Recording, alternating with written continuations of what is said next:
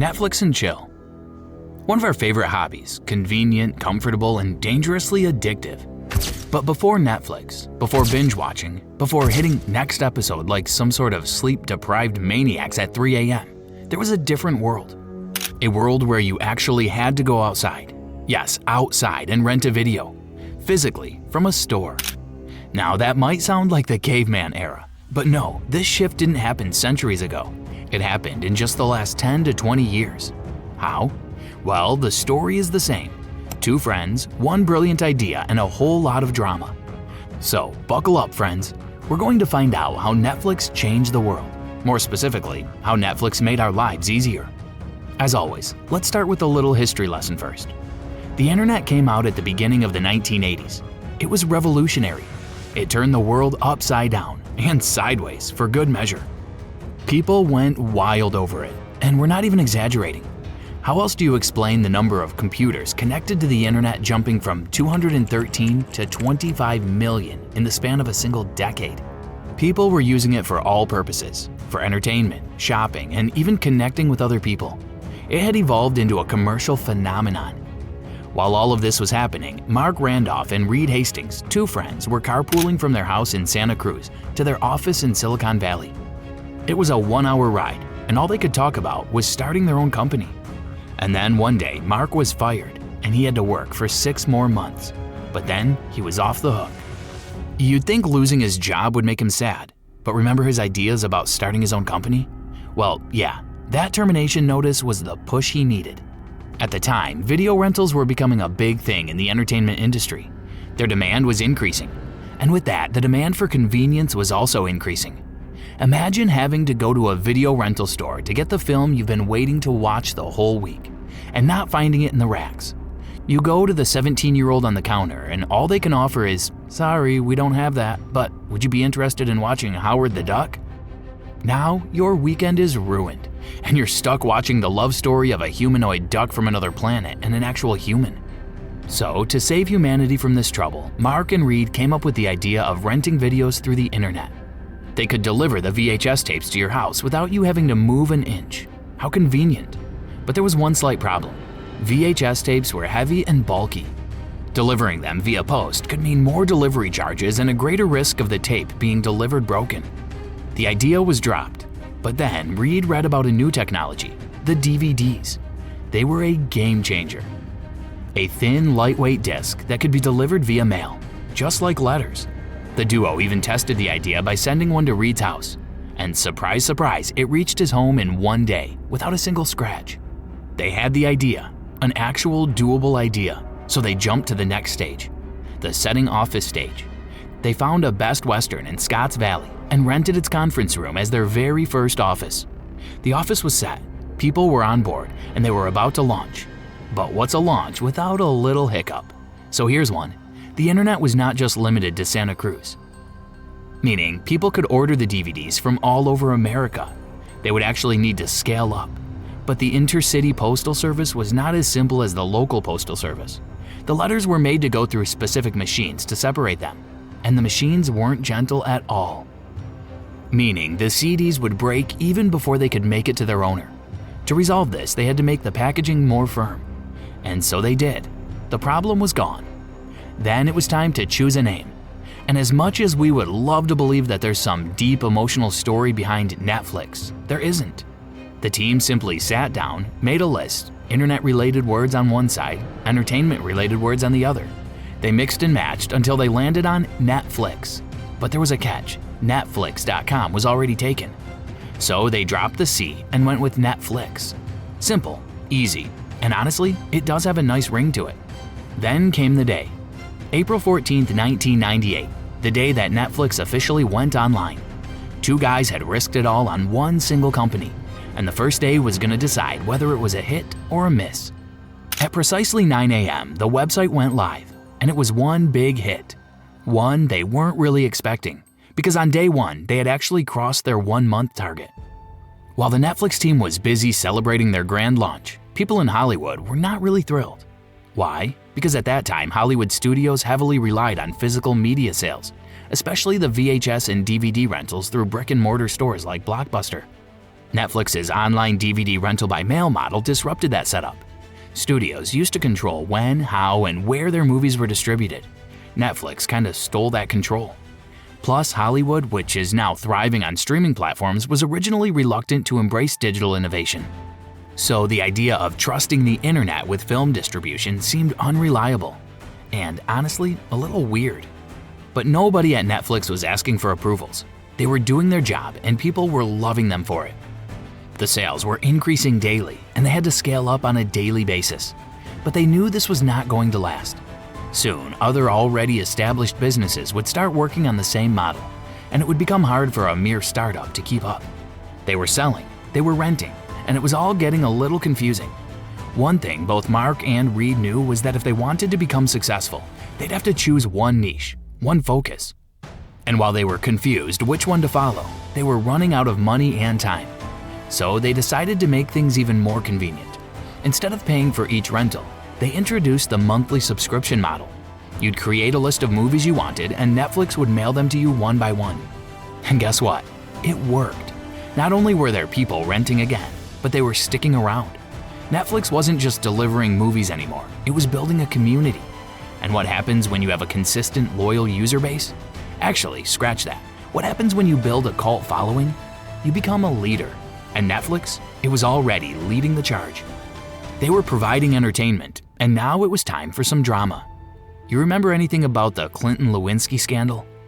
The testimonies from that case were being released. Netflix saw the opportunity and jumped on it. They decided to turn them into DVDs and sell them. Of course, they didn't have much time to produce the DVDs, so instead of waiting for the DVDs to be labeled, they decided to sell out unlabeled DVDs. Unfortunately, the manufacturer who was printing the DVDs was also printing some adult Chinese films at the same time, and those CDs were also unlabeled. The result? The two white CDs got mixed up, and instead of the president's testimony, some people had very surprising movie nights. But Netflix owned up to its mistake and apologized to the customer. And in the era of companies that tried to cover up their mess, the consumers were impressed by Netflix's honesty. The company was growing, but there's this thing about businesses. The larger you grow, the more money you need. And when Netflix needed investors, the stock market crashed. In the early 2000s, the dot-com bubble exploded, and it was pretty bad. But what was it? In simple terms, everyone thought the internet was the future. They were right, so they started pouring money into any company with a .com in its name. That part, not so smart. Because many of these companies had no real business plan, no profits, and sometimes not even a product. Stock prices skyrocketed based on hype, not on actual value. Then, reality hit. The companies started failing. The NASDAQ crashed.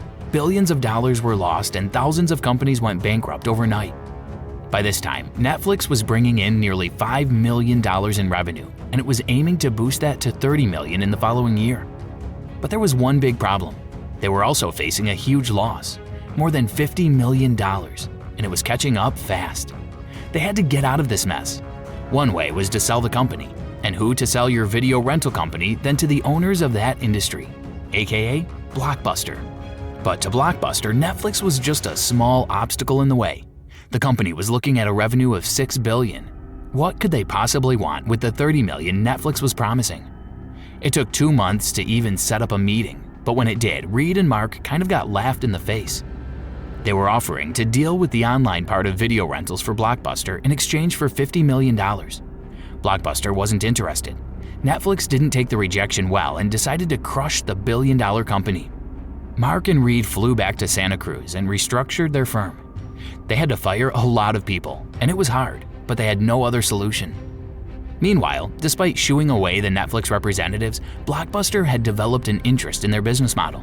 They wanted to know why and how the tiny startup was growing so fast. So they interviewed some of the customers and got their answers. First, Netflix was loyal to its customers. Second, Netflix was actually saving them from the hassle of going out to rent videos. And third, there were no late fees. The third one was quite personal for Blockbuster because most of their consumers were really annoyed by the late fees. So, with a heavy heart, they bid farewell to the late fees. The consumers were happy. The Blockbuster team, not so much. But you gotta do what you gotta do. Then they came around to dealing with the first two reasons. The online rental service part. To deal with that, they set up a team. gave them an office, a budget of $25 million, and told them to come up with the online service. See what they did there? They didn't want to buy Netflix, but now they were building their own Netflix. The real deal? They were offering more titles than Netflix for a much, much lower price. And as a final blow, they launched the blockbuster Total Access. It was a dual approach, offering both online rentals and in-store returns. It was an obvious attempt to compete with Netflix while keeping the physical stores alive. Blockbuster was doing a good job, and if they kept on going, they could have easily thrown Netflix out of the market. But behind the scenes, internal conflicts were brewing. In 2007, John Antioco, the CEO, left the company after disagreements with the board. John wanted to keep growing Blockbuster's online business, but the board, especially Carl Icahn, was hung up on improving the physical stores instead. John saw the writing on the wall. Blockbuster was headed for trouble. So what did he do? He put his money on the competition. That's right, he bought a bunch of Netflix shares. Because let's be honest, Netflix had the better mode and the better vision. And John was fairly proven right in the same year. Netflix rolled out something brand new, streaming. Instead of waiting for a disc in the mail, you could click and start watching right away. Mind blown. For the first 2 years, it was free. Nobody knew how to set it up. Connecting your TV to the internet was a big task, and Netflix was patient. They didn't rush into making money. They were playing the long game. So they waited and let the viewers test it out before putting a price on it. Once the consumers got the hang of it, they were thrilled by the instant access. No mailing, no driving, no pants required. After building its consumer base, Netflix started signing studios. Starz was the first one to come on board, giving Netflix the rights to stream Sony and Disney content. You could watch Spider-Man 3 on Netflix. It had become invincible. But with the success of their new venture, Netflix did not forget about the video rental service. They did a bit of rebranding and restructuring. They turned it into a different company and called it Quickster, with very odd spellings. But the spelling was not the only problem with the company. The consumers hated it. The strategy that Reed opted to deal with it might have been commendable, but the implementation was hasty. The result? Netflix lost 1 million subscribers. But one thing that we've established from the advent of this company is that these guys know how to rise from the ashes. So Netflix doesn't just stream movies. They know what the audience is like. They know which face on the poster makes you click faster, and they know which themes sell out the most. They have the data, the statistics, and what good are numbers if you can't make use of them? So in 2013, Netflix dropped a bomb on the entertainment world. It came out with The House of Cards, the first show they made themselves. It had everything: politics, drama, Kevin Spacey staring directly into the camera like he was reading your soul. Literally everything. People couldn't believe it. A streaming company making prestige TV? It was another major hit. Soon after, Netflix launched Orange is the New Black, Stranger Things, and more. It became clear that they weren't just a platform. They were a production powerhouse. Instead of airing one episode a week, Netflix dumped the whole season at once. Viewers lost sleep, missed work, and destroyed their social lives. But hey, at least we had cliffhangers. After conquering the US, Netflix activated the world domination mode. They started launching in other countries, creating shows in local languages like Money Heist, Sacred Games, Dark, and Squid Game.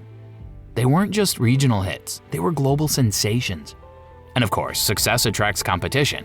Eventually, other companies realized Netflix was eating their lunch. Disney pulled its movies from Netflix and launched Disney+. Warner Brothers launched HBO Max. Apple joined the race. Amazon threw in billions. But Netflix didn't back down. They kept making content, a lot of it. Some really great, and some really trashy. But the hits kept coming, and Netflix kept growing. Oh, and Blockbuster? Yeah, it filed for bankruptcy in September 2010. And no, Netflix didn't directly take them down. It just did its job a little too well. The real damage? Blockbuster's own poor decisions, or maybe just really bad luck. Either way, one giant fell, and another rose to change the world. That was it for today's video. Hope you enjoyed it. Don't forget to like and share. For more such videos, subscribe to our channel, and we will catch you in the next one.